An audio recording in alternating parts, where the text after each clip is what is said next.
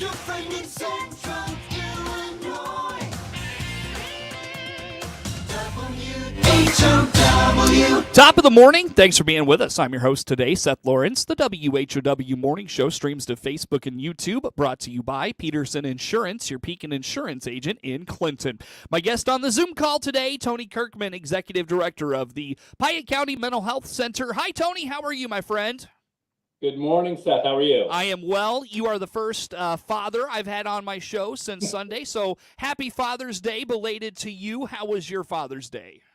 It was good. It was good. Had a chance to catch a show with my boys, cook out a little bit. How about yourself? It was good. It was good. Went swimming at my mom's house. I know I shared with you a while back. My father passed away over the winter, and so just kind of wanted to be there and be there with my mom. So that's kind of what we did for the day. So it ended up being quite all right. Beautiful, hot, sunny summer day. Those are the best ones in the pool. So, but Tony, speaking of Father's Day, I know last month you and I kind of touched on a couple of topics. Among them is Men's Mental Health Month, which is the month of June, and I feel like the month of June with Father's Day in the month of June. I mean, there's a lot there we could dive into, but I want to. We've done this in the past in terms of just men's mental health, Father's Day, the importance of fathers. We've done all that in the past. I want to take a different approach because you were telling me you're reading a book about getting to know each other and not making assumptions as we chat and get to know each other.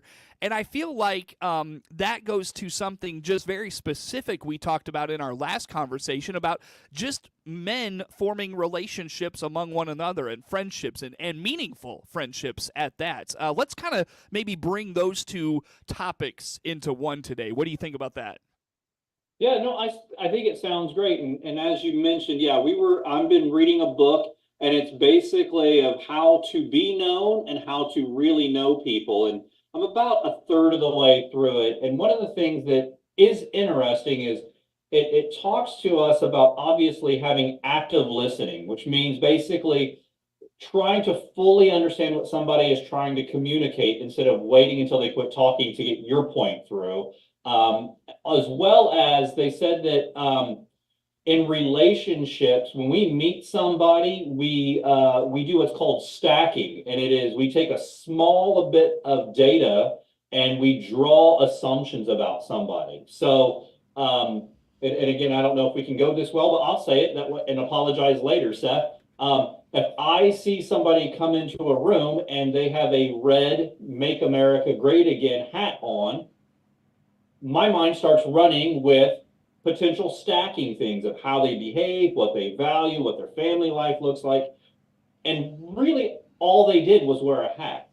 I didn't allow that individual to tell their story. So Republican or Democrat, Christian or agnostic, male, female, more mature versus youth. Like we take small bits of data, Packers fan, Bears fan, and we run with that. And so the idea is that we need to be asking more probing questions about individuals if we truly want to not be dismissive when we're establishing our social network. Probing questions. How, Tony? Like what? So, I guess for me, if I'm trying to get to know somebody, I ask all the wrong questions at the very beginning. Hi, my name is, what do you do? That really has nothing to do about who I am. Hopefully it doesn't. I mean, I am a director at a community mental health center. Obviously, that means I value mental health. I have some management skills, hopefully. You ask the right staff, I guess. But it doesn't tell you what I value as a human being. Like, it doesn't tell you about my faith. It doesn't tell you about my family. I would argue those are the center parts of who I am. Mm-hmm. They wouldn't tell you about my upbringing, that, I grew up in a pretty financially depressed environment. So I look at money and opportunities different. Mm-hmm. And so I think it's allowing people to tell their story, because we all have a story. Mm-hmm. Mm-hmm.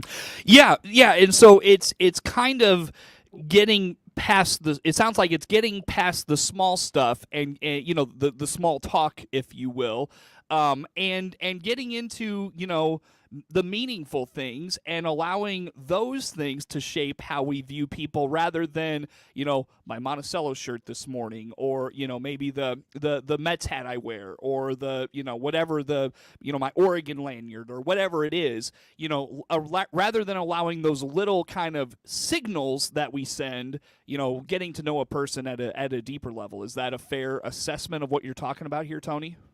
Yeah, absolutely. I think that I'm much more going to be drawn to somebody socially. Okay.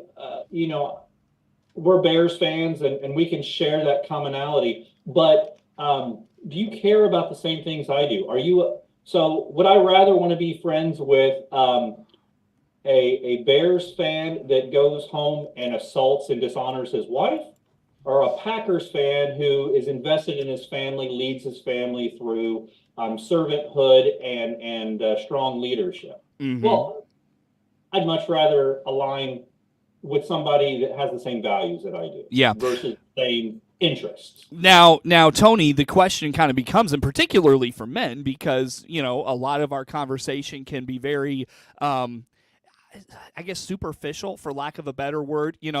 Is Caleb Williams going to be the right guy for the Bears? Is Roma Dunze going to be his Robin to his Batman? What should the Bulls do about DeMar DeRozan? What should the Cardinals do about their bullpen? That sort of stuff. We get so wrapped up in those things. How do we get to know each other at a deeper level? Kind of like we talked about in our last visit. I really think it comes down to humility and vulnerability. The older I get, I'm finding out if I can say this, Seth, and not sound insulting, like, I really don't care that much about keeping up with you. Like, mm-hmm.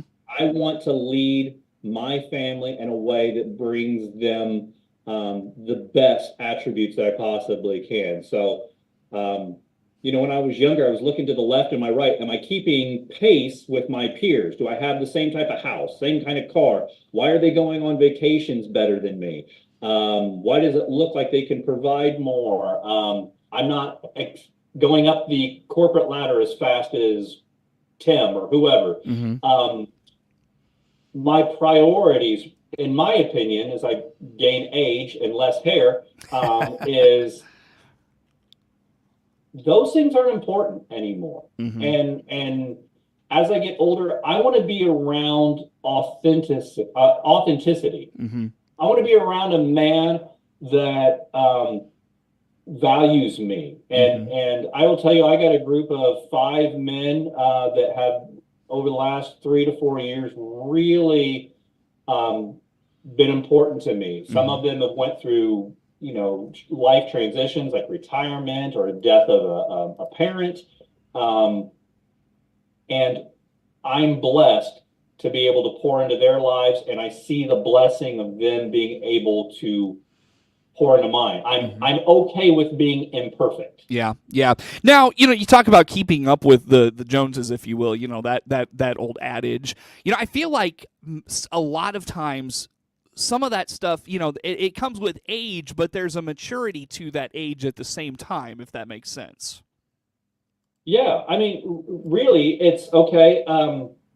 And I don't mean to be disparaging again, but it's, so you have a $400,000 house, but you have a $375,000 mortgage. Like, it's, would you want, is all of this for appearance? Is like, what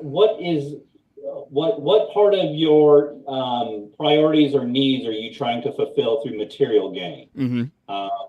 Because at the end, when you and I both are taking a dirt nap, it's not going to matter how big our house was, because it's not going in the hole with us. Mm-hmm. What am I missing in this conversation, Tony, that's worth talking about in this book you're reading, and some of the takeaways you've had from it? I would say, as it applies to men's mental health, is I would just tell your men listeners, it's okay to be vulnerable, because everybody else around you is imperfect, and you want to help people, and other people want to help you. You just have to be open-handed to be able to receive it. So yeah, I go back to a line you had in our last conversation about just men connecting with one another, and it was something along the lines of be mature enough to start the conversation. Be humble enough. You kind of said that at the top as well. Speak further to that if you don't mind. yeah, we've never been here before. Every day we're getting a little bit older and a little bit wiser, and there's still lessons down the road that we haven't learned. Why not ask somebody that's a little bit further down the road than you, or has had an experience, or as difficult it is, what happens if you view your difficulty and your challenge as a opportunity to bless somebody that's coming behind you, that you can say, I got that diagnosis too, and it rocked my world for 2 weeks, but you'll get through it. Or, Seth, you and I both have lost our fathers, and my dad's been gone for 10 years. And I remember the rawness of it. I remember, and not to get too personal, but I remember the first Christmases and the first Father's Days. And what does it mean now that I'm the patriarch of my family? And I never wanted to minimize your pain, but I'll say, through God's grace, you'll get through it. Yeah, for sure. Very good, Tony. Well, I'll tell you what, that's great stuff. Men's Mental Health Month. Like I've mentioned this to you before. I don't know if it's been on the air or off the air, but I think a lot of times, men in society, you talk about minimizing. I feel like men get minimized very often. And kind of shuffled to the side and those sorts of things. And so, good opportunity to just speak encouragement into the minds and lives of men out there this week. Yeah. No, I think it's a good topic, Seth. I think back to my grandfather. Some of the best lessons my grandfather told me were never yelling and shouting at me and being abrasive. Some of the things that had the biggest impact on me was his softness. And I think it's okay for men to be that way.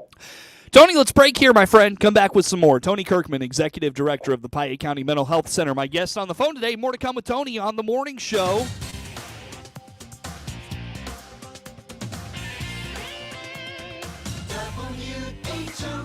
WHOW. MR Systems Wireless is your local internet provider for Clinton and surrounding area. They have the products you want and the local service you deserve. MR Systems Wireless Internet service for home or business includes unlimited data, unlimited streaming, and unlimited calling. Plans start at just $48 a month and get a free Roku 4 lease with our media packages. Get the speed you need with MR Systems Wireless. Call them at 935-2100. That's 935-2100 for MR Systems Wireless. We value your trust in us. This is Will Daniels, General Manager at Baum Chrysler Jeep in downtown Clinton. Yes, our goal is to earn your trust each and every day. That's why we have prices posted for each and every new Jeep Compass, Wrangler, Gladiator pickup, and the Wagoneer. Currently, we have special pricing on the Jeep Grand Cherokee with 2 rows of seats, plus our Grand Cherokee L that has 3 rows just for you. Baum Chrysler Jeep, we want to be your trusted transportation option. Find us at baumchryslerjeep.com, your downtown dealer in Clinton. We value your trust in us. This is Scott Baum from Baum Chevrolet Buick here in Clinton. Yes, our goal is to earn your trust each and every day. That's why we have prices posted for each car, truck, and SUV, new or used, on our lot, or on our website. Currently, we have a great selection of new and used Silverados priced to move in 1500, 2500, or 3500s. Come see us and all our inventory. Baum Chevrolet Buick. We want to be your trusted transportation option. BaumChevyBuick.com, right from the start. John Prater here, your new country financial agent at 320 East Van Buren in Clinton. I'd love to meet you as I get connected to the Clinton community. Find out more by clicking on my icon at dewitdailynews.com. Connexus will provide local, reliable, affordable, and speed-of-light fiber internet to Clinton. Get on the install list now by clicking the Connexus icon at dewitdailynews.com. Fiber internet is coming to Clinton. Get on the install list now. Your friend in Central Illinois, WHOW. WHOW. Once again, a good morning. Thanks for being with us. I'm your host today, Seth Lawrence. The WHOW Morning Show streams to Facebook and YouTube, brought to you by Peterson Insurance, your Pekin Insurance agent in Clinton. Again, Tony Kirkman is the Executive Director of the Piatt County Mental Health Center on the Zoom call with us for today. Tony, you saw a movie over the weekend. Now, I saw the first one, Inside Out, and it's one of those very deep movies, but it brings out some fun at the same time. And I know the first one tugged at the heartstrings a little bit. Inside Out 2, though, you saw it over the weekend. And from what I understand, I'll let you kind of give us the premise of this movie, but it sounds like it kind of dives into those, as young people transition into adolescence, kind of the emotional roller coasters and the new emotions that their minds and hearts go through. Speak to this a little bit further for us. Yeah, so probably the worst movie to have a dad that's a counselor and you want to go see. So we went in and I'll try not to spoil too much of it, but Inside Out 2 follows the continued story of, I believe her name is Riley. Riley, when we first met her, was a young lady making moves to a different town. Well, Riley has grown up and she's a teenager now. And so the basic emotions that we saw before were, fear and anger, envy, joy, and sadness.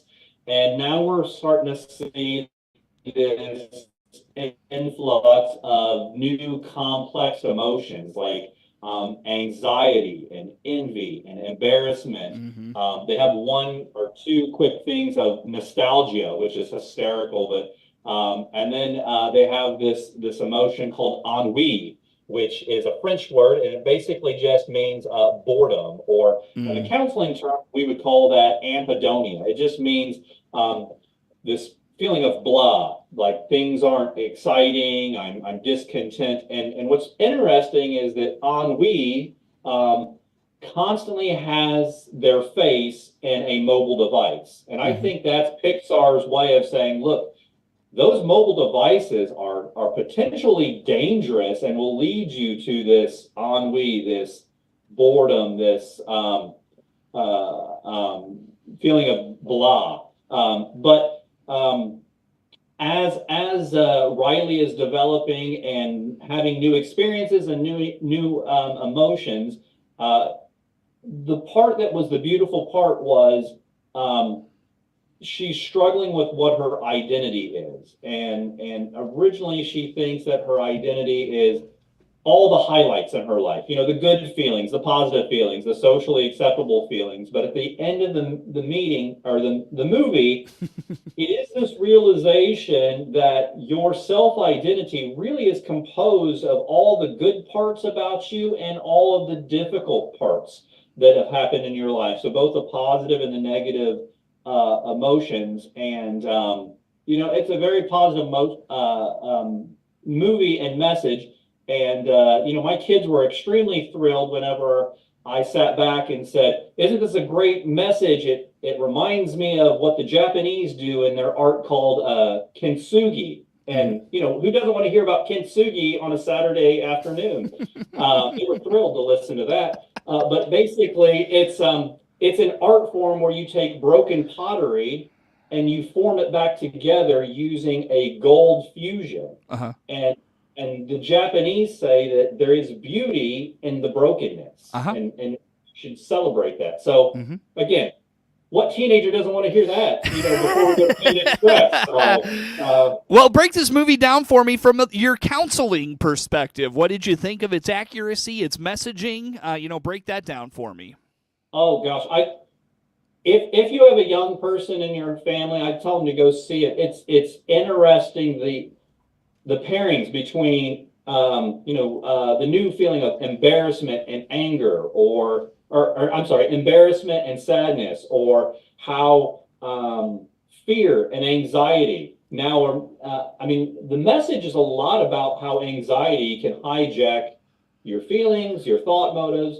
I thought it was great. I thought that whoever wrote it was obviously talked to people in behavioral health, because there was pairings in there that that I think most people will get oh yeah, this is what an anxious teenage brain looks like. Mm-hmm. And, I think it gives opportunity for parents to really talk to their young people about making sure that we are emotionally reserved and basically have some self-control. So I thought it was a good movie, obviously entertaining. Yeah. And Well, again, if you want to talk about kintsugi with your family, there's a freebie too. Well, and we're also in a time where kids are having a hard time sorting through their feelings. It's not just that adolescent age, but it's just the sign of the times or part of the times. With COVID and everything, we're a little more anxious. Kids are having a harder time, sorting through their feelings just because of that isolation they just went through and all of that. So it sounds like a really good icebreaker from what you're saying there, Tony. Absolutely. I think what it's going to do is it's going to give both parents and young people language or examples to lean back upon. Because one of the things in counseling that we do is we try to encourage young people with what we call emotional literacy. Mm-hmm. And that is put your feelings into words. And for young people, sometimes that's really difficult. So it's difficult for me, Tony. Gee-man-ease. Yeah, absolutely. Yeah. I'm 36. That's terrible. Oh, man. Tony, you bring great stuff every time. I really love the conversation we have. Where do folks go, whether it's to talk to one of your people, learn about the Piatt Mental Health Center, just keep up with the things y'all are doing? Where do they go for that? Yeah, give me a call, 217-762-5371. Check us out online, piattmhc.org, or check us out on Facebook. Tony, you're the best, my man. Again, happy Father's Day, belated Father's Day to you, and hopefully the tribe gets to appreciate what you do for them on a daily basis. Tony Kirkman, Executive Director of the Piatt County Mental Health Center, my guest on the phone. The morning show streams to Facebook and YouTube, brought to you by Peterson Insurance, your Pekin Insurance agent in Clinton. Network news on the way on the morning show.